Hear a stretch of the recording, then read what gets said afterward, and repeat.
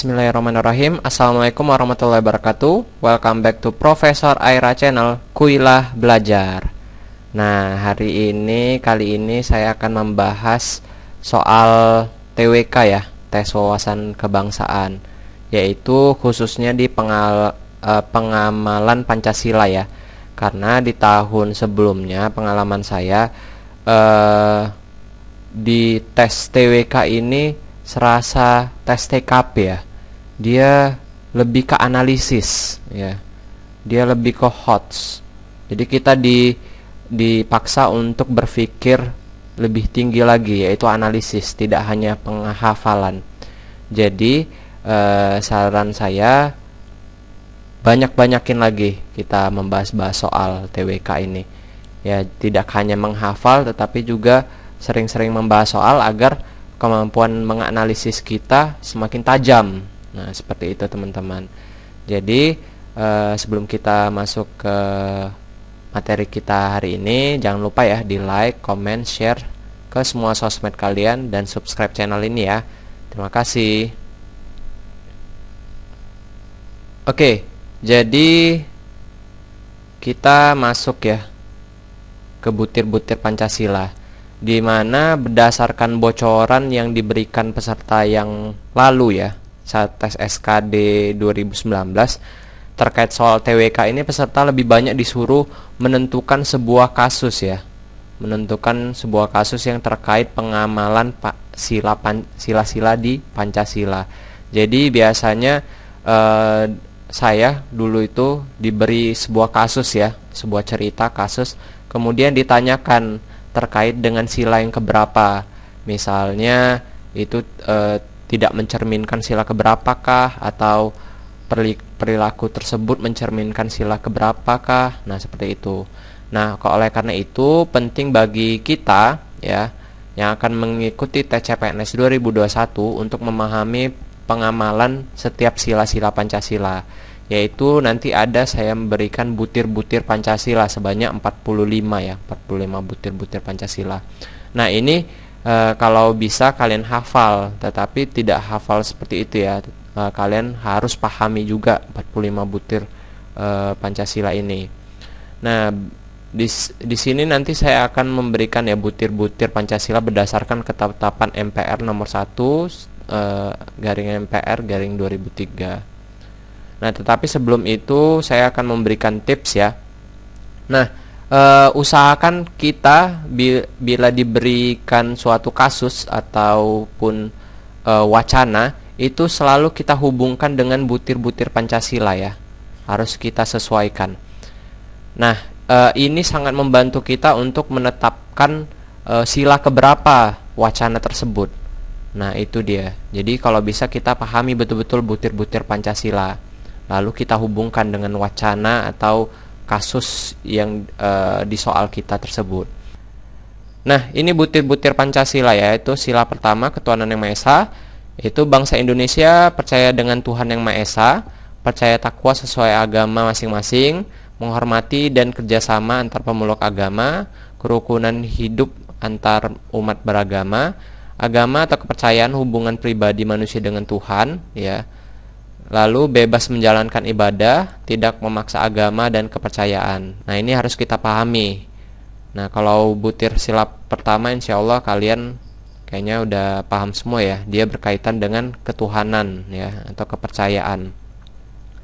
Lanjut butir yang kedua, sila yang kedua, kemanusiaan yang adil dan beradab. Itu butir-butirnya memperlakukan manusia sesuai harkat dan martabat, kesamaan derajat, hak kewajiban asasi tanpa membedakan suku, keturunan, agama, kepercayaan, jenis kelamin, kedudukan sosial, warna kulit dan sebagainya, saling mencintai sesama, tenggang rasa, tidak semena-mena kepada orang lain, menjunjung nilai kemanusiaan, gemar melakukan kegiatan kemanusiaan, membela kebenaran dan keadilan, bangsa Indonesia bagian dari seluruh umat manusia, dan menghormati dan kerjasama dengan bangsa lain. Nah, kalau di butir 2 itu lebih ke kemanusiaan ya, biasanya HAM ya, hak asasi manusia dan keadilan.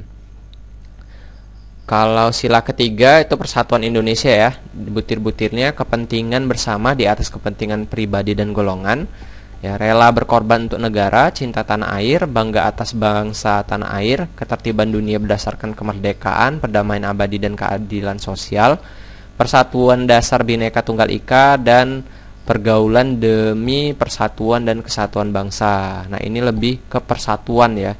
Lanjut, sila keempat itu kerakyatan yang dipimpin oleh hikmat kebijaksanaan dan dalam permusyawaratan perwakilan. Nah, ini butir-butirnya kedudukan, hak, kewajiban sama ya. Jadi hak ini biasanya hak memilih, hak dipilih ya, hak politik biasanya nih. Tidak memaksakan kehendak, musyawarah untuk kepentingan bersama, musyawarah mufakat kekeluargaan, menghormati, menjunjung keputusan musyawarah, dalam musyawarah mendahului kepentingan bersama dibandingkan kepentingan pribadi maupun golongan.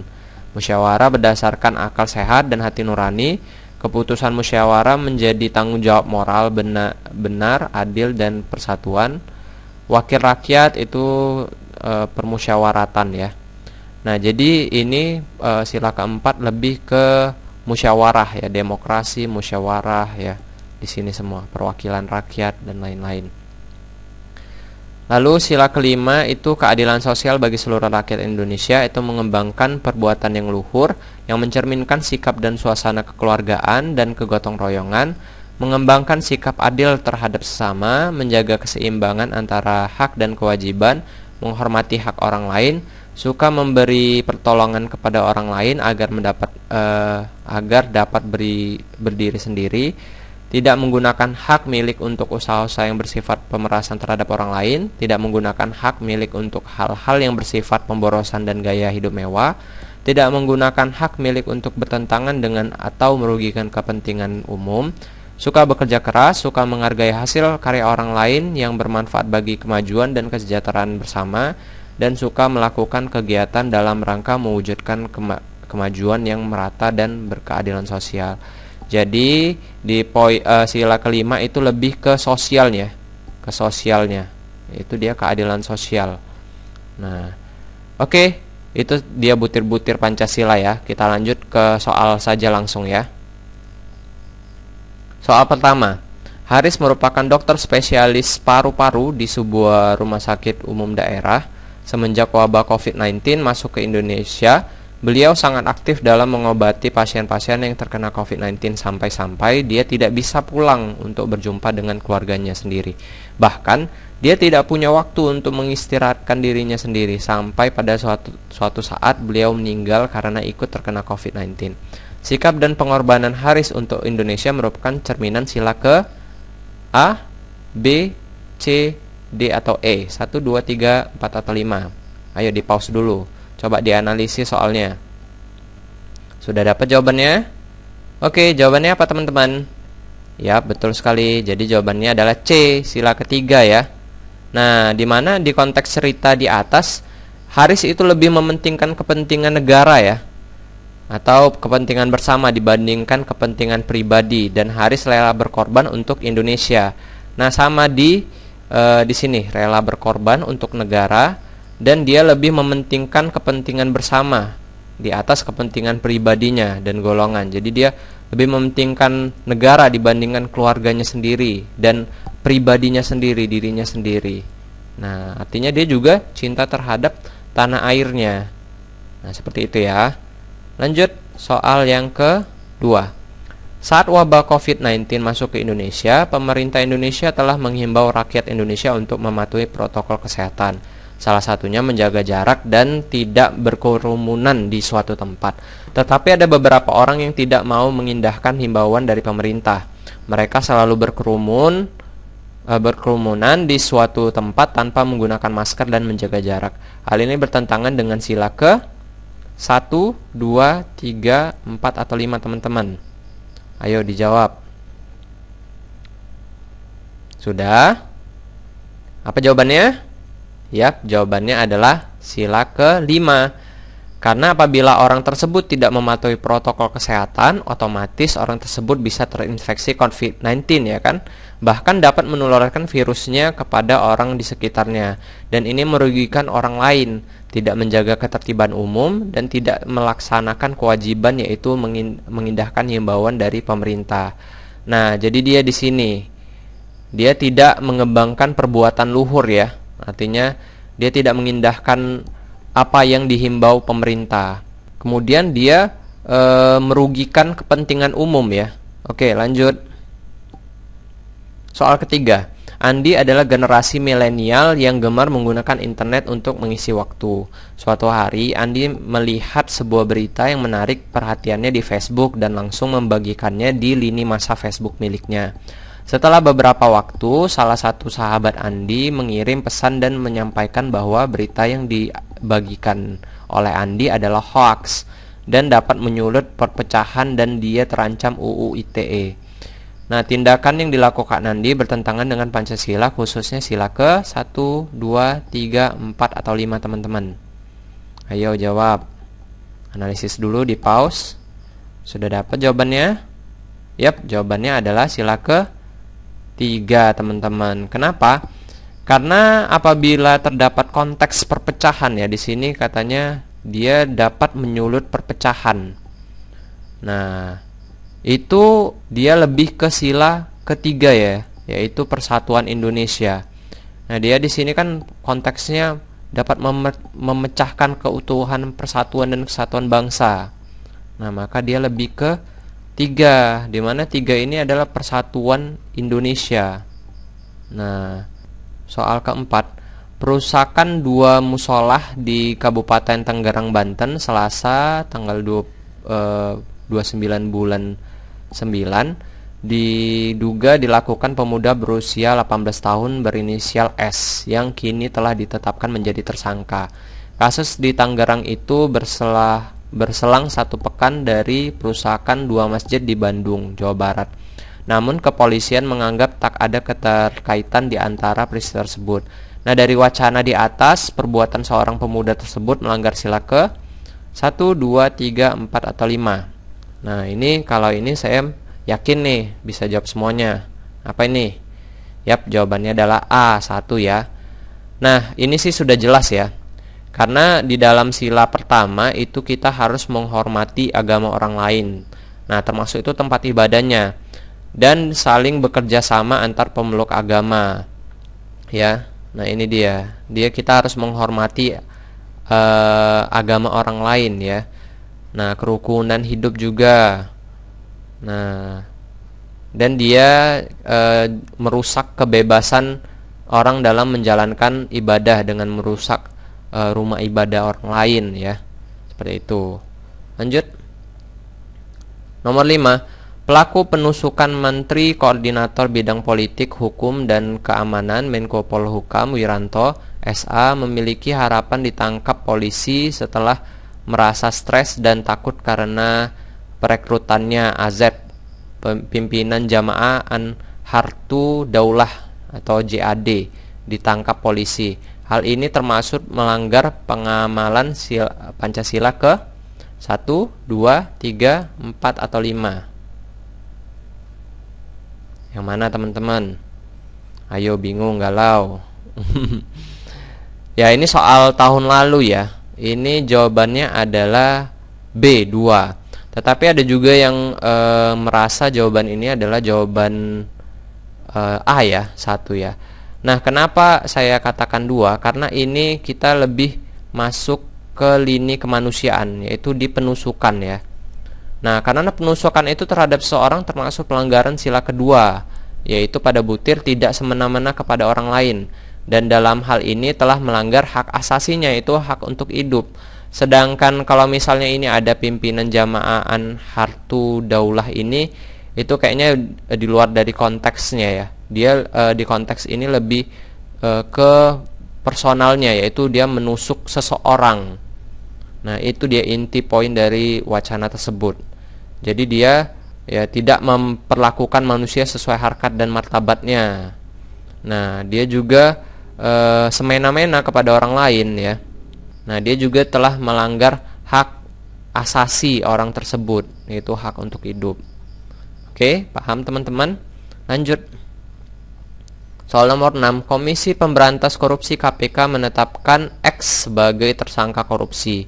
X diduga menerima sejumlah uang suap atas perizinan tambak usaha dan atau pengelolaan perikanan atau komoditas sejenis lain tahun 2020. Nah, beliau ditetapkan sebagai tersangka kasus korupsi ekspor benih lobster. Nah, apabila hal ini terus berlanjut, maka lobster Indonesia bisa habis dan dapat merugikan nelayan maupun negara hingga triliunan rupiah. Hal ini termaksud melanggar sila keberapa nih teman-teman? 1, 2, 3, atau 4 atau 5? Sudah dapat jawabannya? Ya, jadi jawabannya adalah sila 5 ya teman-teman. Nah, di mana perilaku X ini telah melanggar sila kelima, tepatnya pada butir tidak menggunakan hak milik untuk bertentangan dengan atau merugikan kepentingan umum. Jadi si X ini telah menggunakan hak miliknya, ya, yaitu memberikan izin, ya, memberikan izin kepada seseorang, ya, yang dapat merugikan kepentingan umum. Nah, dia disuap untuk memberikan izin, ya.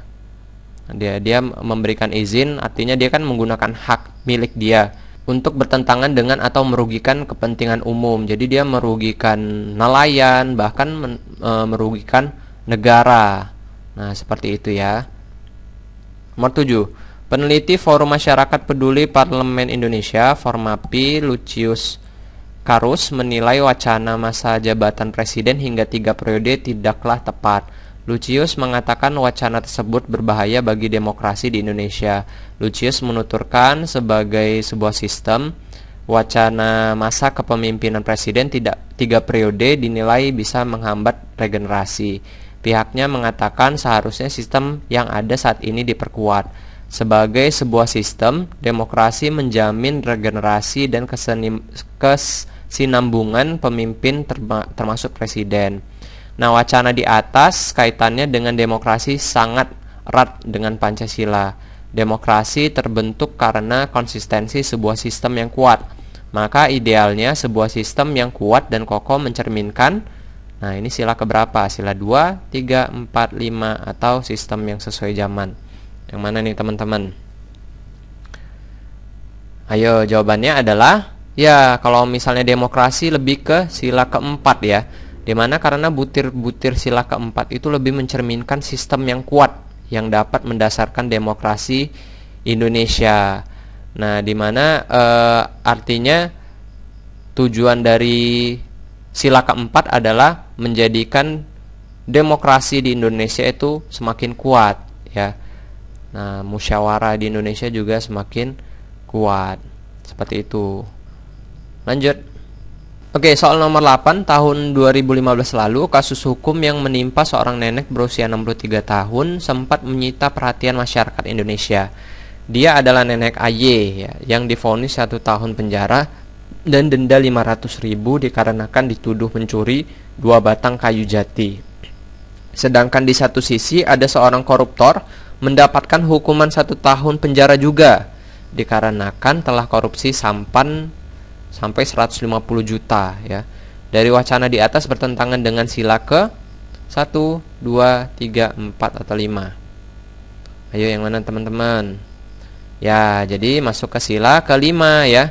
Karena Indonesia adalah negara hukum. Semua perkara yang terjadi di Indonesia harus diputuskan secara adil dan tidak memiliki tidak memihak sesuai dengan hukum yang berlaku. Yaitu jadi dia di sini, ya. Nah, ini mengembangkan ya sikap adil. Dan dari wacana tersebut sudah kita lihat, ya, masa hukum korupsi yang sebanyak itu 150 juta sama dengan hukuman seorang nenek-nenek yang mencuri 2 kayu jati, ya. Nah, sama-sama dihukum 1 tahun penjara. Artinya kan hukumnya tidak adil, ya. Sedangkan di sila ke-5 itu kita harus adil terhadap sesama, ya. Nah, yaitu keadilan sosial bagi seluruh rakyat Indonesia, tidak memandang bulu maupun mau dia kaya, miskin, mau dia jabatannya tinggi atau rendah, itu harus adil. Nah, seperti itu. Soal 9, politik dinasti Ratu Ayu yang terjadi di pemerintah Provinsi Banten merupakan salah satu contoh kondisi yang sangat bertentangan dengan nilai Pancasila dan harus dihilangkan. Hal ini dimaksudkan untuk memberikan kesempatan kepada seluruh warga negara Indonesia lainnya yang juga memiliki hak politik atau hak untuk memilih dan dipilih untuk ikut berpartisipasi secara aktif dalam arena politik praktis di Indonesia. Nah, menghilangkan politik dinasti merupakan sebuah tindakan yang sesuai dengan Pancasila, khususnya sila ke 1, 2, 3, 4, atau 5, teman-teman. Yap, jawabannya adalah sila ke-4. Nah, ini ke demokrasi juga ya. Jadi, sebagai warga negara dan warga masyarakat, setiap manusia Indonesia mempunyai kedudukan, hak, dan kewajiban yang sama. Hak di sini adalah hak politik, hak untuk dipilih dan memilih. Artinya di sini kalau misalnya politik dinasti itu sangat bertentangan dengan Pancasila, khususnya sila ke-4 ya, teman-teman. Karena di Indonesia menganut politik demokrasi ya. Nah, seperti itu. Jadi ini di butir-butirnya ya. Jadi hak ya, yaitu di sini hak politik, hak memilih dan dipilih. Seperti itu. Lanjut. Soal ke-10.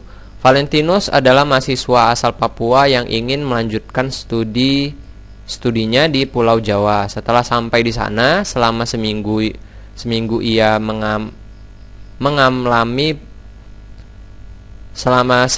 ia mengalami perlakuan yang tidak menyenangkan, berbalut rasisme ya, yang membuatnya merasa sedih dan marah.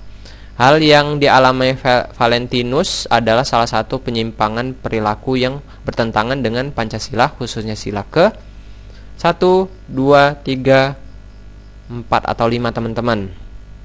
Ayo, ini berbau rasis berarti. Ya, sila ke-2 ya, teman-teman. Karena poin pada soal ini adalah pada rasismenya. Ya, ini dia rasisme. Mana pointer saya? Ini rasisme. Ya, karena Valentinus diperlakukan tidak menyenangkan dari orang sekitarnya dikarenakan dia berasal dari Papua.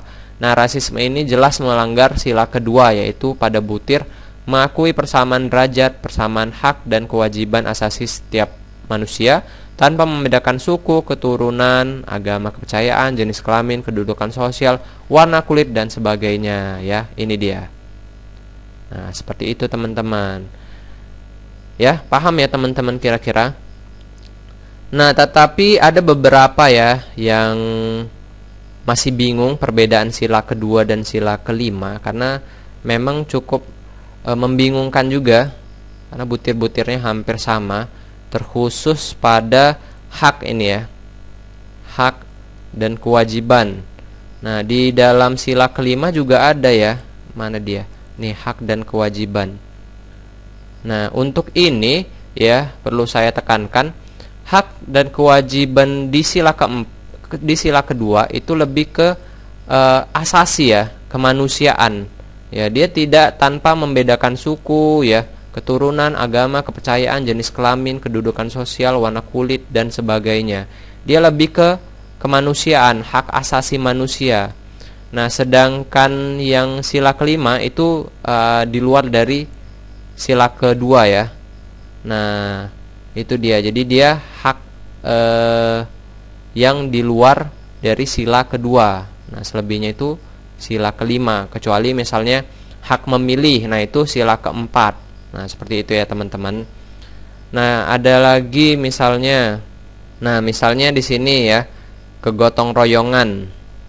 Nah, di sini kegotong royongan, sedangkan di sila kedua, nah, kegiatan kemanusiaan ini kan sama-sama gotong royong ya.